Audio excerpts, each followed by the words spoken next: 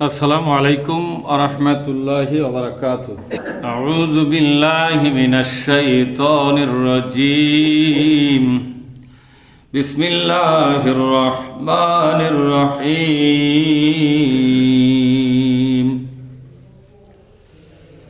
আম্মান হুয়া কানিতুন আনা আল-লাইলি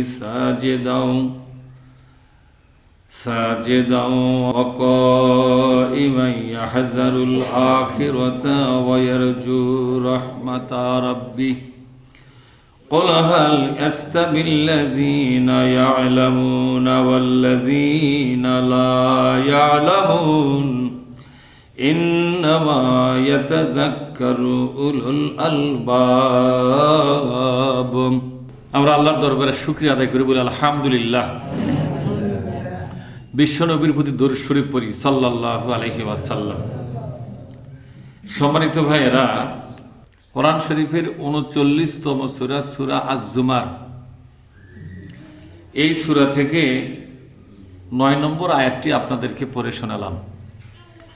আসুন মহান আল্লাহ পাক এই আয়াতের মাধ্যমে আমাদের কাছে যে হেদায়েতের বাণী পৌঁছিয়েছেন তা বুঝে নেওয়ার চেষ্টা করব। আমার তৌফিকি ইল্লা বিল্লাহ। আল্লাহ পাক বলছেন, আম্মান হুয়া কানিতুন। আম্মান হুয়া, একদল মানুষ কি আর একদল মানুষের মতো হবে নাকি? কানিতুন আনা আল-লাইলি সাজিদান ওয়া কাইমা, রাত যখন লেগে যায় রাতের একটি অংশে তারা দাঁড়িয়ে থেকে এবং সেজদার মাধ্যমে আল্লাহর অনুগত হয়ে আল্লাহর কাছে বিনয় নম্রতা প্রকাশ করার মাধ্যমে রাতটা যারা শেষ করে, ইয়াহজারুল আখিরাতা, এবং আখিরাতের ব্যাপারে তারা সতর্ক হয়, ভয় পায়, সাবধান। ওয়ায়ারজু রাহমাতা রাব্বিহি, আর আল্লাহ পাকের রহমতের আশা করে। এরা কি সেই মানুষদের মতো নাকি যারা আল্লাহর দাসত্ব করে, মানুষের আইন মেনে চলে, মানুষের বুদ্ধি পরামর্শে চলে, আল্লাহর দেওয়া হেদায়েতের বাইরে যারা দেশ ও জাতি চালায় তাদের কথা মেনে চলে, তারা এক ধরনের। আর রাতের বেলা আল্লাহকে সেজদা করে, দাঁড়িয়ে বসে আল্লাহর সাথে সম্পর্ক বৃদ্ধি করার জন্য নামাজ আদায় করে। এরা কি তাদের মতো নাকি? এখানে দল কয়টা হলো? একটা হলো যে যারা রাতের বেলা সারা রাতটা শুধু বিনোদন করে না, রাতটা পাওয়ার পর কিছু লোক মনে হয় যে বিনোদনের একটা সুযোগ পায়। আছে না? তোর এখন ঢাকায় বা বড় বড় শহরে নাইট ক্লাব আছে। কি ক্লাব? Night club. এই নাইট ক্লাবগুলো কেন জানেন? সারাদিন কঠোর পরিশ্রম করে একটু বিনোদন করতে হয়। নাইট ক্লাব মূলত বিনোদনের জন্য। সেখানে মদ আছে, মেয়ে আছে, ফুর্তি আছে, নাচ আছে, গান আছে, মৌজ মাস্তি আছে। আছে না? তোর এখন এগুলোর মাধ্যমে তারা সারা রাত কেটে দেয়। এরপরে ফজরের পরে এসে ঘুমায়, 10টা 11টার পরে ঘুম থেকে ওঠে। কথা কি বুঝতে পারছেন? ওঠে দেশের কাজে লাগে। কিসের কাজে লাগে? এই দেশের কি কাজে লাগবে? সারা রাত যে শয়তানিটা করলো, যে বদমাইশিটা করলো, হ্যাঁ, যে ধরনের পাপের সাম্রাজ্যে ডুবে গেল তার নিজের জীবন, ডুবে গেল তার সহপাঠীদের জীবন। ঠিক না? ব্যাটিক জোরে কর। এরা পরবর্তী সময় দেশের কাজে কি কাজে লাগবে বলেন? এরা তো নষ্ট এবং চরিত্রহীন লম্পটেরা। ঠিক না? এই নাইট ক্লাবগুলোতে, এই পার্টিগুলোতে অনেকে আবার বাড়িতে একটা করে পার্টি দেয়। কি দেয়? একটা পার্টি দেয়, বাড়ির মধ্যেই পার্টি দেয়। সেই পার্টিতে নাচ গান শরাব, মানে মনে করতেছে এই দুনিয়ায় সব, মরণের পরে কোনো জীবন আর, যা আনন্দ ফুর্তি করতে পারো দুনিয়ায়, মরে যাবে তো সব শেষ। বলেন তো, মরে যাওয়া কি সব শেষ? কোন সন্তান যদি মায়ের জরায়ুর ভিতরে যে আরামায় এসে আছে, এই সন্তান যদি বলে মায়ের পেটটাই তো শেষ, এরপর আবার কি আছে? সন্তানের এই ধারণা করা যেমন ভুল, বলেন তো মায়ের পেটটাই কি সন্তানের জন্য শেষ ঠিকানা নাকি? আপনাদের কি মনে হয় শেষ ঠিকানা? এরপর নির্ধারিত সময় কি হওয়া লাগবে? দুনিয়ায় বের হয়ে আসা লাগবে না? আসা দেখে যা ভাবছিলাম তা লয়।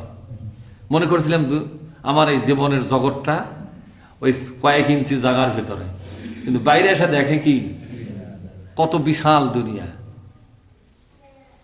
ঠিক তেমনি জমিন এবং আকাশের মাঝখানে যে মহাশূন্য, এটা হলো জমিন আসমানের একটা জরায়ু। কি জোরে কন? আসমান আর জমিনের এটা হলো জরায়ু। কিন্তু এখান থেকে এক সময় বের হওয়া লাগবে কিনা? কখন বের হবে? যাই মৃত্যু হয়ে গেল, যার মৃত্যু যখন সে বের হয়ে গেল তখন এই জরায়ুর ভিতর থেকে মরণের মাধ্যমে বের হয়ে গেলেন। তার মানে দুনিয়ার দেহ দুনিয়ায় পড়ে থাকবে, আপনার জীবনটা অন্য একটা জগতে চলে যাবে। যে জগৎকে বলা হয়েছে আলামে বারজাখ। কি বলা হয়েছে? এটা হলো পরকালের প্রথম মঞ্জিল। পরকালের কি প্রথম মঞ্জিল? আলামে বারজাখ। এই আলামে বারজাখে যখন গেলেন, দুনিয়ার গর্ভ থেকে, দুনিয়ার জরায়ু থেকে আপনি বের হয়ে গেলেন, তখন বুঝতে পারবে কতটুকুন দুনিয়ায় ছিলাম, তার চেয়ে হাজার কোটি গুণ বিশাল এক জগতে আল্লাহ আমাদেরকে নিক্ষেপ করেছে।